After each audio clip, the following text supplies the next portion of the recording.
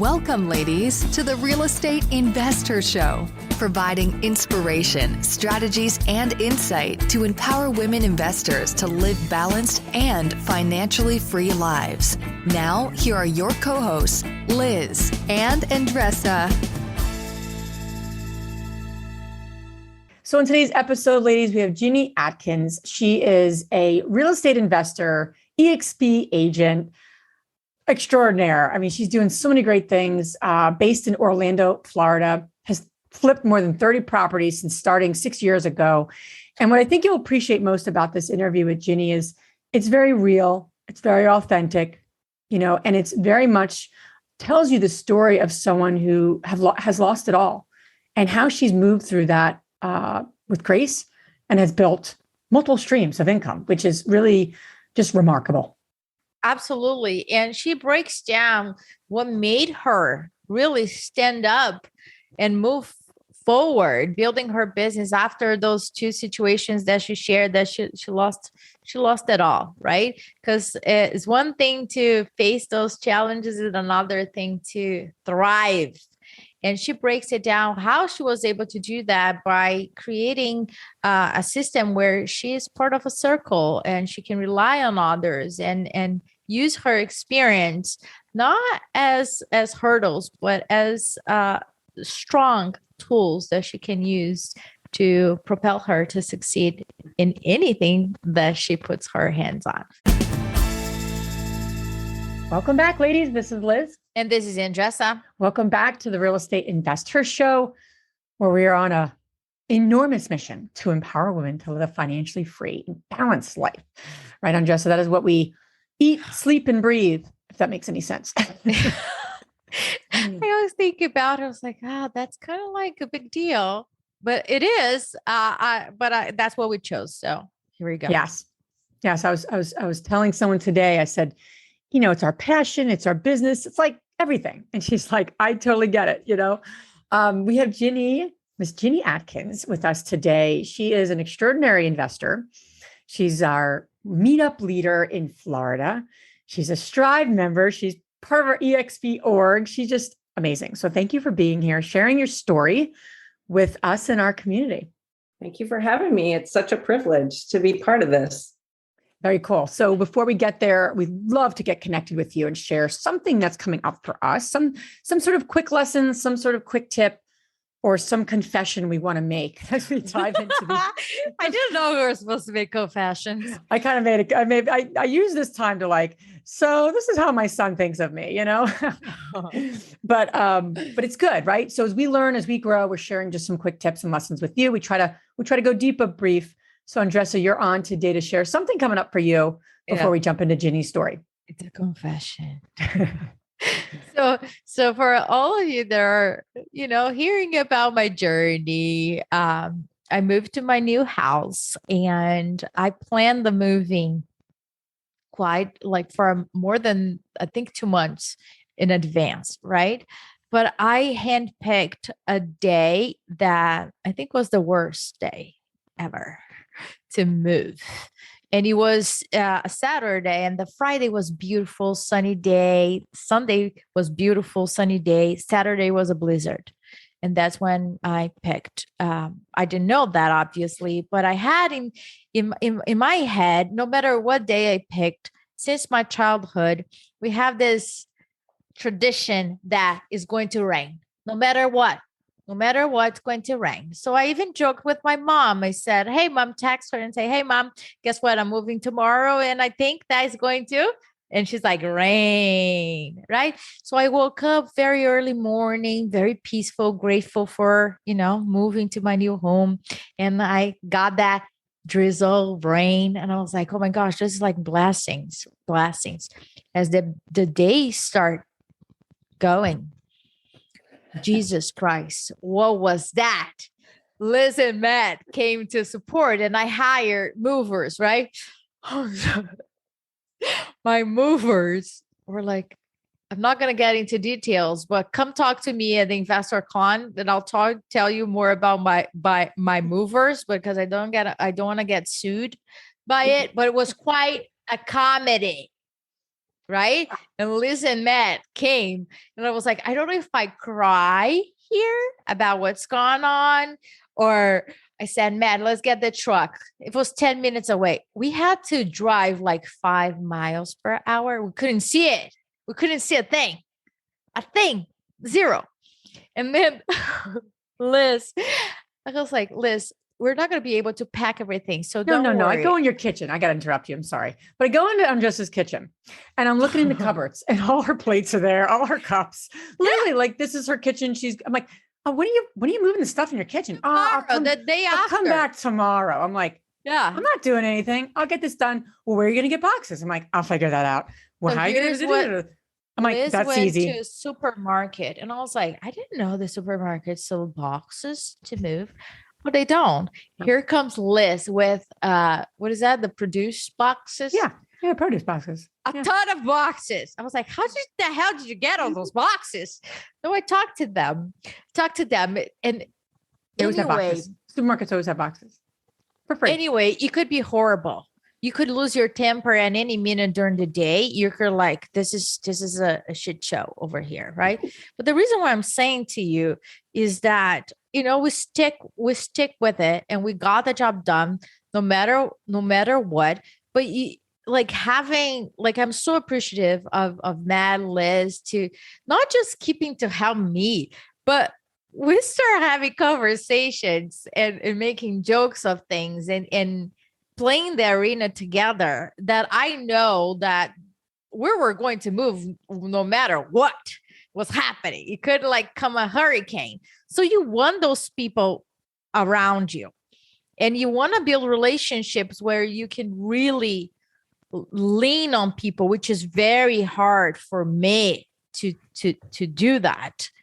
And the appreciation that I have for them, it's just like beyond. You can pay that, you can have that, but that's a memory that we're gonna have for forever. And that is, to me, that's money in the bank. My love language is quality time, number one. And that's what they gave me. So I felt loved, I felt helped. And I was like, I'm so lucky to be moving to this house, but I'm so freaking lucky to have people like them in my life. Right? Well, when I sweet. look back, I am, because we have a type of relationship that it's not just business, it's also business, but we have a very strong foundation that we can rely on. And that, I'm going to say, the bad part about that is that it's a very high bar. I am not interested in halfway friendships. You know what I mean? I can have an acquaintance or a friend, but I feel that the people that I like, that I want to spend time with, are those folks that are no BS, and that they can play in the arena with me, and they allow me to play in their arena with them. And that's what I want. Create those and build those relationships. And we didn't start now, right? We met a long time ago. And everything that we do in this community here, from my standpoint, it comes from that point. We don't want to just promote connections among you guys. Now, I want you guys to find those relationships that you guys can rely on. So that's what Liz and I stand on every single thing. The people that we interview, to our meetups, to our groups, accountability groups, to our investor con, across the board. We want you to be real so you can meet real people, so you can rely on each other. So Liz, again, thanks, bud. You're very welcome. It was great. I'm like, you're not doing this tomorrow. I'm doing it now. It'll take me an hour and a half. And it was done about an hour and a half. That's like my old. Stop it, Liz. She's like, no, I'm done. I'm done. She took leadership. I was like, there's no freaking way she's not letting me. And man was like, give up. I was like, okay, give up. That's where you see my dominance come out. I'm not always like that, I gave but up in certain ways, right? All right. Without further ado, Miss Ginny, your path has been so inspiring. And we've had the pleasure of connecting with you on various moments. So we're like, we got to have you on our podcast. And so we always like to kind of kick things off and ask you the question, what propelled you to get involved in real estate investing? Oh my goodness. I've always had a love for real estate. I actually came from my dad was a carpenter. And so I grew up being around real estate, and, he'd take me to work sometimes and I'd get to see the lumber yard, or I'd get to see somebody's home or things like that. So I've always been around it. He ran his business out of our house, so I'd have to answer the phone, for him and make appointments and things like that. So it isn't essentially what I started out intending to do. I actually went to college, got a degree in merchandising, was going to go to design school and all that kind of stuff. So I have a background in interior design. And I was just one of those people that was never on track. I would be like, squirrel, squirrel, squirrel, jump around. And so I changed my major. I think a lot of people can relate, Ginny, to be quite honest. Several times. Yeah. I changed my major like 3 times. And then ended up after 6 years of college getting married, having children. And then I was like, well, I really want to stay at home, be a stay-at-home mom. And so I was able to work at a gym and be a trainer for a little bit. And then I got a job working in ministry in church. And I worked in their office as an office manager for many years, got to use my creative skills and building big, huge stages and that kind of stuff, and oversaw women's ministry and youth and all that kind of stuff, and traveled and did missions. So I did all that for a really long time and I loved it. But as you get a little bit older and things grow and change, it just stopped being the right fit for me. So in 2015, I went to one of those weekend real estate conferences and I was hooked. I was like, this is it. I just knew that was it for me. And so I unfortunately bought the boat, Mercedes, the house, and everything that goes along with those education programs. But I learned a lot, and I jumped all in. I did my first flip in 2016 that took an entire year. I lost an enormous amount of money and a friend along the way, because I jumped right into that partnership, that LLC that they tell you never to do, or make sure every single role is identified. And we thought, no way, we've known each other for 10 years. We don't need that. We trust each other. We know each other. And biggest learning curve, was doing that. And that LLC took 3 years to unwind. And so a lot of lessons along the way. And the good news is I left that flip, didn't have anything else lined up, but in the process found another kind of a mentor. Somebody else I went to church with was a property manager, and somebody said he did investing and he was getting really busy. So he brought me on to work in his office. I didn't necessarily work in property management, but he had a lot of property to sell. So I jumped into selling turnkey real estate. Traveled around the country working for different affiliates and speaking at different events and working with out-of-state investors. So I did that for a while, got my license in the process, and, then I'm flipping lots of homes with him. So right from the get-go, I was working in property management and turnkey real estate. I was working inside, I don't know if a lot of you know, New View Trust Company. I was in their corporate building. So their owner was one of my bosses too, because I was just kind of in this mix of partnerships and then a local. So I'm in Florida, we do land trusts. So I had a land trust company inside my office too. We were just kind of sharing office space. So I was privileged to learn all these different things just kind of by osmosis, and them including me in their meetings and their process.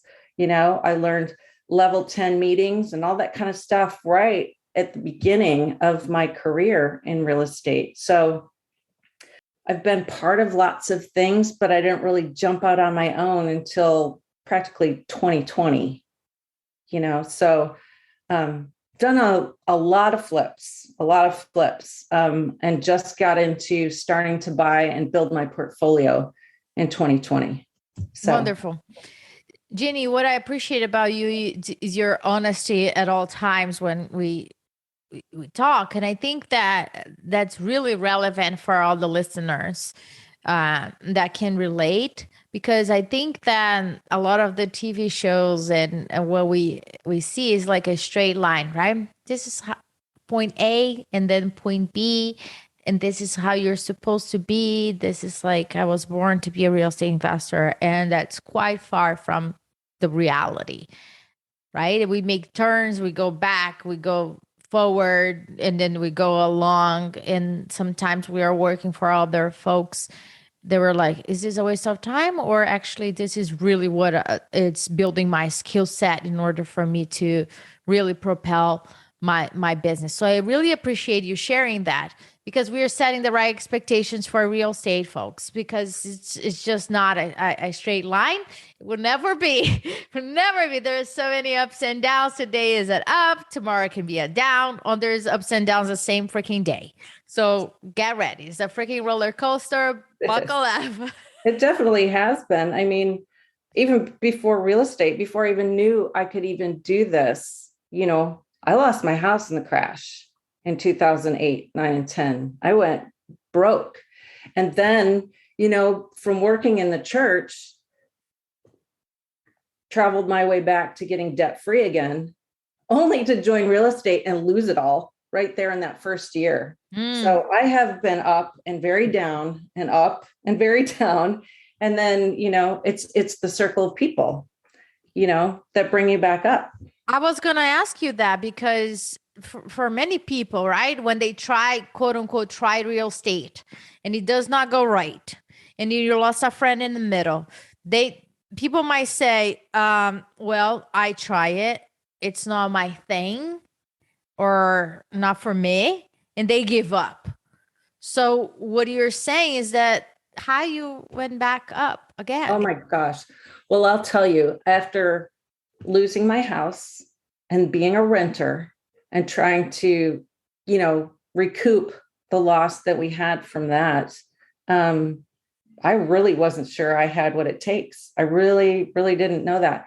And then I did that flip and I lost all that money. And I thought, oh my gosh, what am I going to do? And at that time, I did not have my real estate license either. Okay. I just was like, well, okay, I guess I'm going to go back. At that time, my husband, in the crash and all that process, had lost his job and had just gotten back to the corporate world. And here I am working at, a church, making nothing. Okay. I'm making no money, and found myself in that process. My husband, he opened a pool service business. And so I was going to say that, because I know about the pool thing. I was like, where's the pool in the middle of all of this? Well, so I found myself, in the summertime, yours truly, we had clients and those pools had to get done. And if my husband was working, I was doing them. So literally before I went working with this property manager, I was sitting in the driveway on the hottest day in July, had just cleaned this pool, just a mess. And he calls me, he's like, what are you doing? I'm like, what do you think I'm doing? I'm sitting in the driveway. I'm hot. I just cleaned a pool. And he's like, oh, okay. Well, do you want to go to this real estate conference? I'm like, yes, I always want to go to a real estate conference, because he would invite me as his guest. And I'm like, yes. And he's like, okay, well, I got this thing coming up. Can you go? And I said, yep, I don't care what I have going on. I can go. And then he goes, so what else are you doing? I'm like, Greg, stop asking. I mean, I'm not having any pride here, I'm just doing pools. And he's like, well, I kind of need some help. I'm like, well, what kind of help? He's like, well, I'm getting really busy. I could use your help in the office if you're interested. And I'm like, is tomorrow morning at 9 a.m. okay with you? He's like, you have air conditioner? Yeah. I'm in. Yeah, exactly. And that's really how it started. I showed up the next morning. I met him, I met Glenn, and the rest is kind of history. I came home, told my husband, I'm like, find somebody else. I'm busy. I'm working, got a job, gotta go.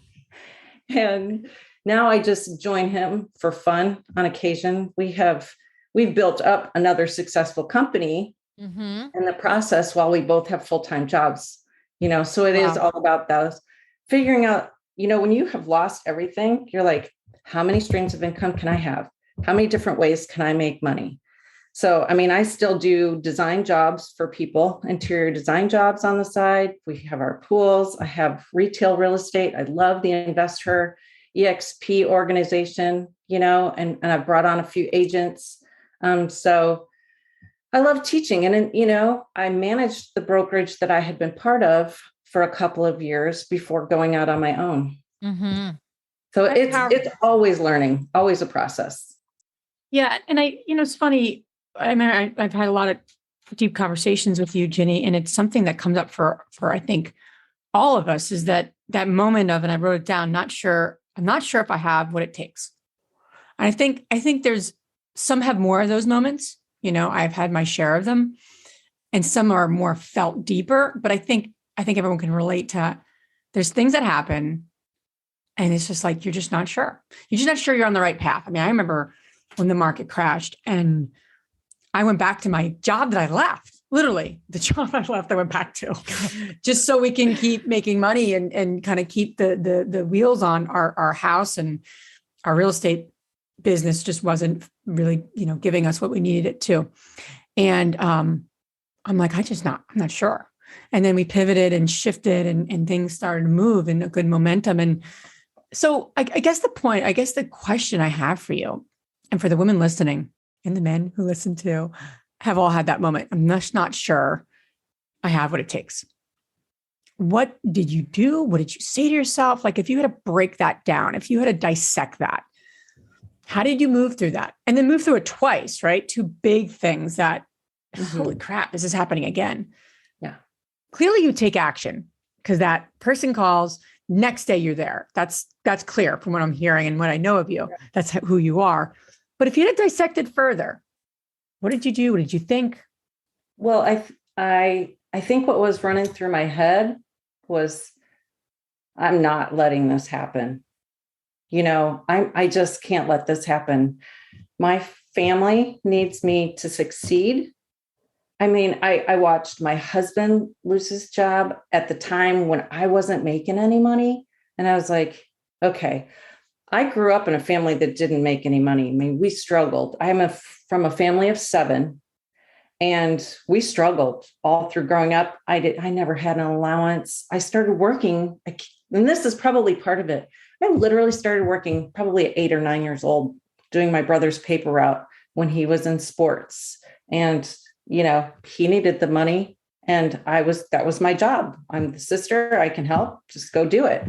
And, I think that work ethic has kind of stuck in me. I'm willing to work and do whatever is needed. And I was really scared. I'm not going to lie. There were times when I was really scared, and I was like, I don't know if I can do this. But what I did know is that I knew people. That's so key. And I would say that to any woman out there. It is all about who's your circle.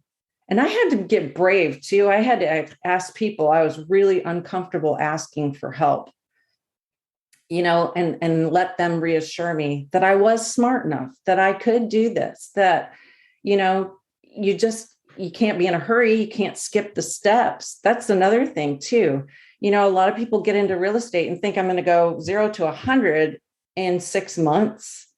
And it's not. I'm in 6 years now, and I'm still very much a beginner. And I know a lot of people have great success in a short amount of time.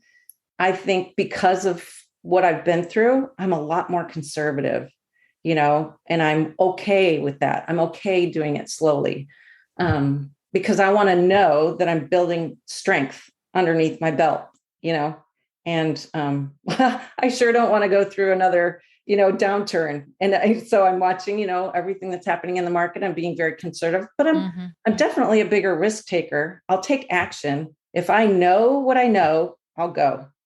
And sometimes I go when I don't know, but the comes with the circle. What I know about you is that you show up to play, right? You show up, you show up to this guy, say, yeah, I'll go. Yeah, I'll go. And then I'll figure it out. When you hear Ginny saying, I am, brand new, don't get me wrong, people. This woman is a successful investor, a successful realtor, and she's building a team too. So her skill set beyond what you guys hearing here is really tremendous. Besides you being such a pleasure to to be around. You know, that I was saying, like you are part of my circle. The people there don't know about that, but Ginny is the type of person. I met you last year in person, but we knew each other virtually. But it's the type of person that you're like sit down and just like real since the out of bat. We can be another way, right? So we just go for it. So in terms of, you have a lot going on. You're doing Airbnbs, you're building your EXP team as a realtor, you have your own investments. So from that perspective, you mentioned that when you lost everything, you created different streams of income. Is that also what you're doing now with what your company as a whole? You're an investor. Yeah. You also have your real estate license so you can leverage, and you're also building a team so you can also leverage that. Yes, absolutely. I mean, that's the benefit of, first of all, the EXP organization, right? There's streams of income that you can produce beyond just your typical sales and real estate. They have opportunities for long-term income there. So that's been a benefit. And one of the reasons I came back to EXP. And, you know, the flips, they provide the income I need to turn around and build my portfolio. And I'm jumping into Airbnb because it's a larger stream of income in a shorter amount of time. It is definitely another occupation because I'm self-managing. And don't let anybody let you think that you just kind of set it and forget it. That is not the case. What? Yeah, right. So it's a learning curve as well. It's definitely learning something new. So I feel like, okay, I've got about 5 streams of income now. Now it's about, okay, building the processes to kind of take all of that off my plate, you know, and not have to do all of it at once, because I've been a solopreneur for a very long time. And even though I partnered a lot in the beginning, those partnerships were kind of in name only. I took the bulk of the work on myself. So I was the project manager. I was the acquisition manager. I would find the private money, and I was the dispositions manager as well. What were they bringing to the table? The name of the company. You know, it was one of those things. And at that time I was learning and I loved it, right? I was like, oh yeah, I could do this. Oh yeah. And that's the problem we women do too. We take on too much to kind of prove our strength and think that, yes, I got it all and I can hold everything on my shoulders. And we just shouldn't, you know. It's not that you can't do it, but then you burn out. You know, I would say I'm feeling really lucky right now that I have my partner, Lisa, as the project manager, because I'll tell you what, I walked into that house yesterday and I think there were 9 vendors there. She scheduled at the same time. I love her. Man, I would lose my mind. I said, I am really glad I'm not the manager today. They're all yours. I'll see you later. Yes, I like this. No, I don't like that. You know, let's keep going. So that's been huge for me, even though I love the design side of it. She's been really great, and she'll run all of those kind of things by me just to make sure it's cohesive. But it's fun now. That part is really fun because I can, you know, do what I do best, and she's in her sweet spot. So, and she's a true partner. She brings a lot to the table. She's the real deal, no BS. Yeah. And you know what? I've partnered with a lot of different people. That's part of my journey too, is partnering with a lot of people that were not on the same page. And I made those huge mistakes of not, I kept thinking it was going to be different each time. And I'd vet it a little bit more and a little bit more, but each time you learn, you know, you can do a deal or two and then say, nope, this one doesn't work, and just move on. But that's the benefit of JV agreements and not jumping into an LLC. I have not done an LLC with anybody else except my sister with this Airbnb, but I'm not going to if I don't have to either, ever. Yeah. There's a lot of different ways, right? There's a lot of ways to structure things. Before I forget, because I want to talk about joint ventures. It's it's actually one of the first ways Andresa and I work together as well, right? So, and I think it's an underutilized opportunity for people, especially when they don't want to create that first entity, and it's scary, and it's just a great way so I want to dive into that. It's the dating of partnerships. Before I go there, I want to just mention really quickly, because it's just a really comprehensive a guide we put together. If you guys go to our website, literally, this is a very, very thorough guide. It's not just a way for us to get your email, but it's therealestateinvestor.com/free giveaway. It's literally like, I think, a 4 or 5 page document of literally questions we put together so you can answer and you can have your partner answer, if that's the structure you're going to go after. It's like a partnership kind of path, if you will. Just highly recommend it. Andresa and I took a long time creating that, because it is fantastic. Yeah. So I just want to mention that for those who are following along with us, really, really, really freebie for you. Just a little plug there just to help you out.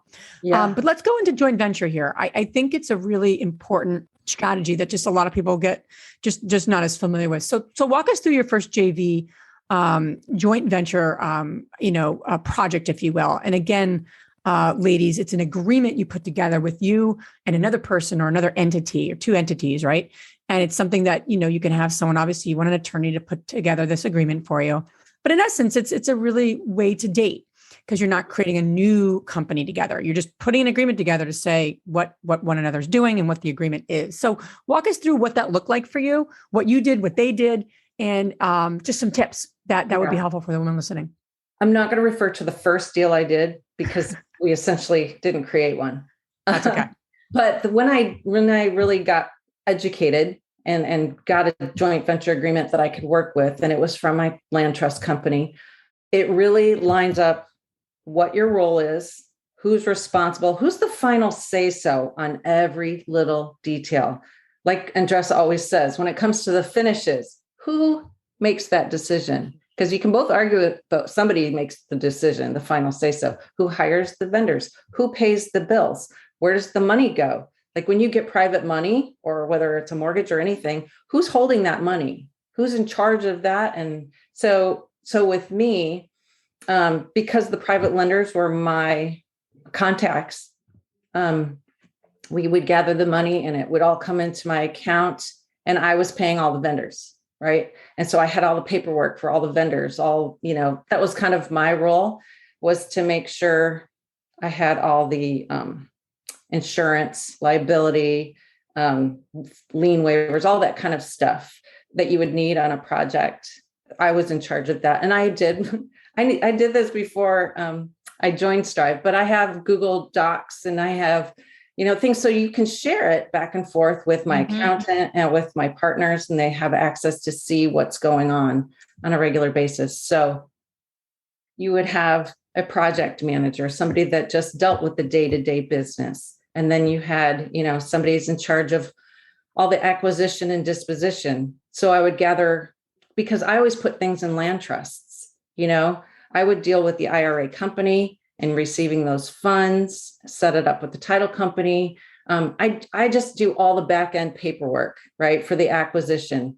And then I was paying all the bills during the renovation, well, sometimes even managing the renovation. And then I was selling it and doing all the retail stuff. So I basically set it up. You can set it up any way you want, but mine was always a 50-50 deal, because we were both borrowing the money from the private lender. Now, sometimes, like in this most current case with my sister, I'm dealing with somebody that has no experience, so it looks very different. So we have a different amount of beneficial interest in the trust, and we have different profit splits, and we have different ways that we're dealing with the Airbnb. So you can be as creative as you want to, but you definitely want to have an attorney looking that over and making sure, because you can say whatever you want in the JV agreement, but you want to make sure it's going to hold up in court if you ever have to go to it, or if somebody dies. So that's another really important thing to have as part of your JV agreement. What if something happens to me that I can't make a decision, or I can't pay the bill? Did I add them to my bank account so that they have access to the money if it's necessary? There's so many things to think about way beyond the project, Absolutely.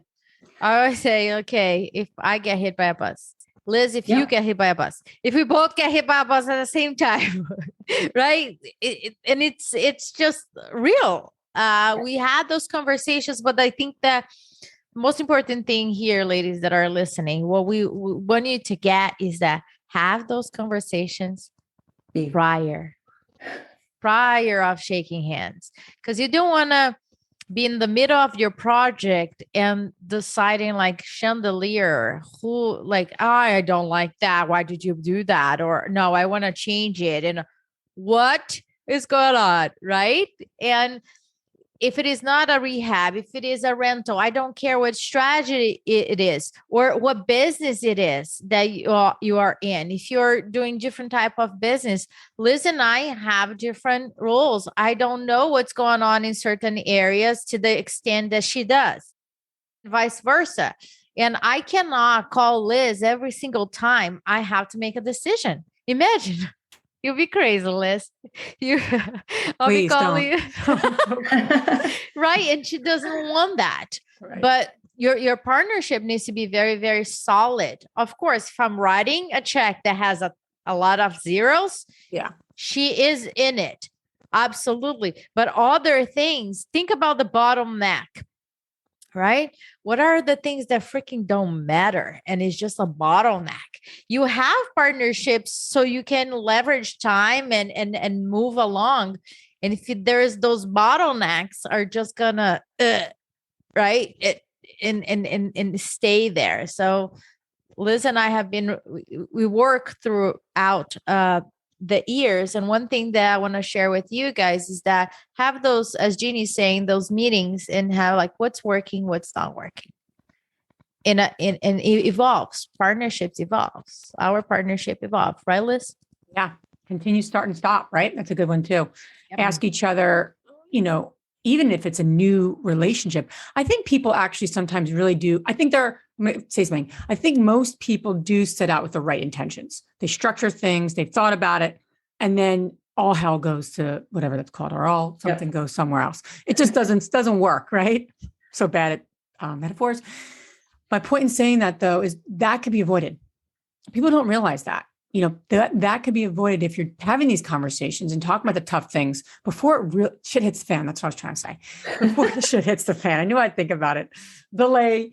But Andresa and I have had conversations where a little issue gets nipped in the bud, right? I'm sure you do this too, Ginny. It's like a little thing is a little thing. Well, a little thing that doesn't get discussed becomes a medium-sized thing. And then that doesn't get discussed becomes a big thing. And then you don't even want to look at the person. We would avoid that.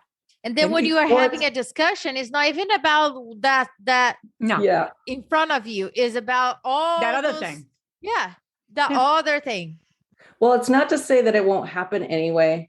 Absolutely. Stuff happens in the middle of a project where the things get tense. Like sure. Yep. The project falls behind or you run out of money or, something happens with buyer. I mean, I had a deal getting ready to close right when they shut everything down with COVID.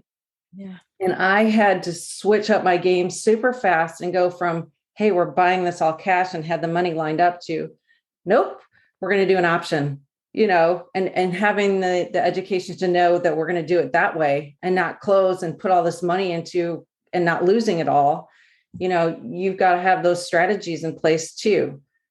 But stuff happens because when, during that time and I get a buyer, and then the lender, the day of closing or night before closing, drops the loan, then you're like, okay, I got to start over. And your partner has to trust you to close it out and not jump in. And, that can happen too. I had a partner that wanted to call the lender. I'm like, you can't do that. You're not the agent. You have no part of this, and that's what caused a cave in of that relationship, really, because I had somebody that was high control.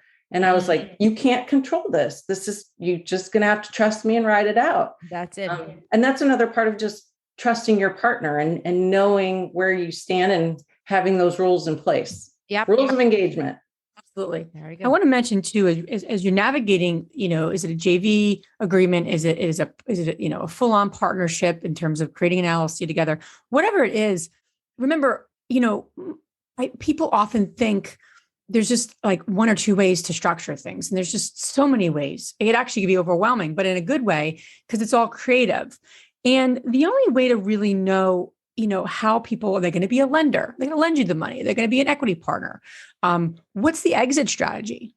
What are their goals? What are your goals? Again, people just don't talk about those bigger questions versus like the project questions. Those are important, right? How we're going to do this flip, how we're going to structure things. But the bigger questions of like, where do you want to be in 5 years? Right. That's important to know if you're, I don't even JVing with someone, where they want to be in 5 years is an important question because now is this a short-term relationship or is this a long-term relationship? Are they doing this as a means to an end or can we really create something beautiful together?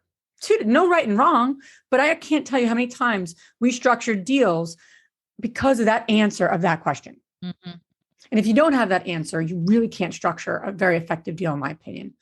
If I don't know Andresa's 5-year goals, if she's just like, I want to empower women for this year, and then this is really a means to an end because I really want to do this. Can you hear me? Like I'm just going with the flow. Can you imagine me saying No, I that? can't imagine that, Andresa, actually.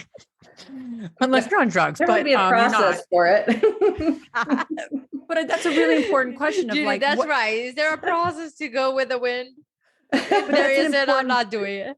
But that's an important thing for me and Andresa to know. Is this something that we both want to do just for a little bit or whatever it is, whatever that project is, whatever the company is, whatever the quote unquote building is, really helpful to know people's 5-year goals.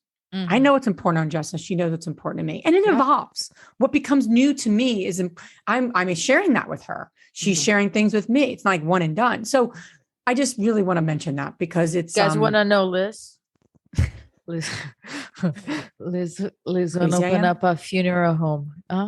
I do. I think I'd be great running a funeral home. That's another business on the side. And I'm going to do the processes. I'm not going to do the family stuff. No, I do. I want to welcome. I think people have thought when I'm on funerals, people think I work there, which is funny. You're just checking on everybody, making sure. Yeah. And they're like, oh, do you work here? Because I didn't know. I'm like, no, I don't work here, but it's not a bad idea. May I be an owner operator? I don't know what I'd be there, but real estate involved for sure. Exactly. For sure. We will own the building. Yeah. Definitely. I think that would bring my warmth to that, but that's another stage.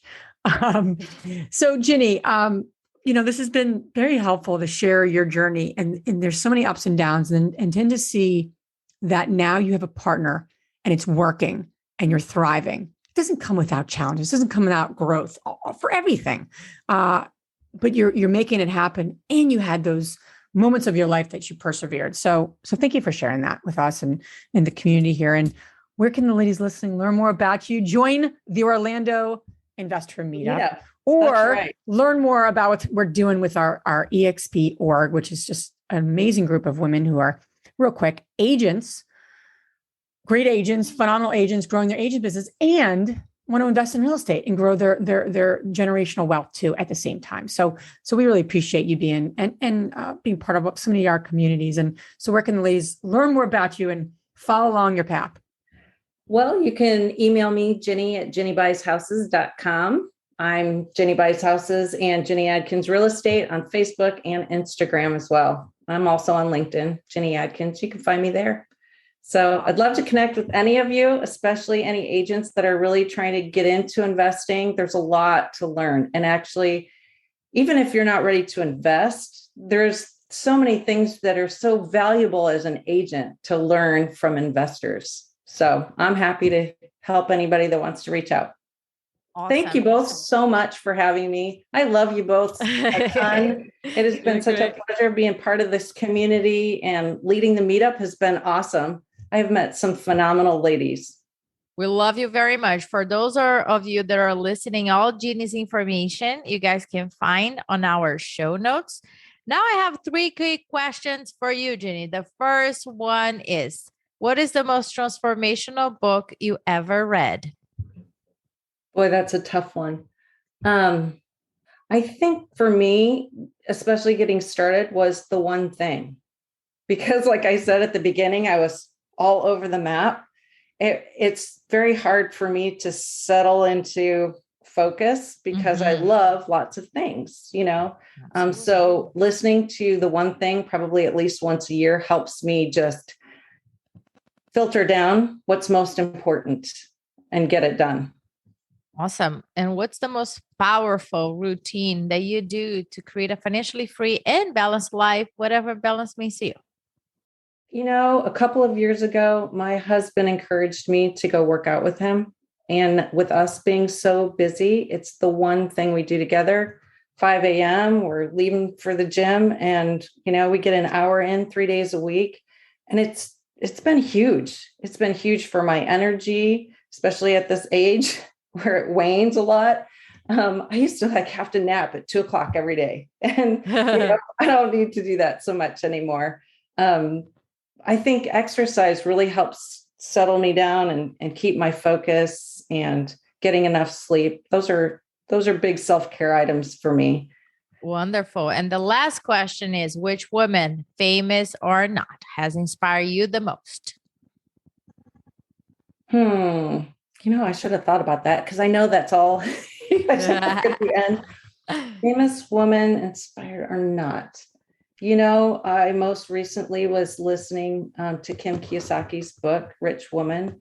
And I think that I have watched her over the years since I started in real estate. And she just is so down to earth.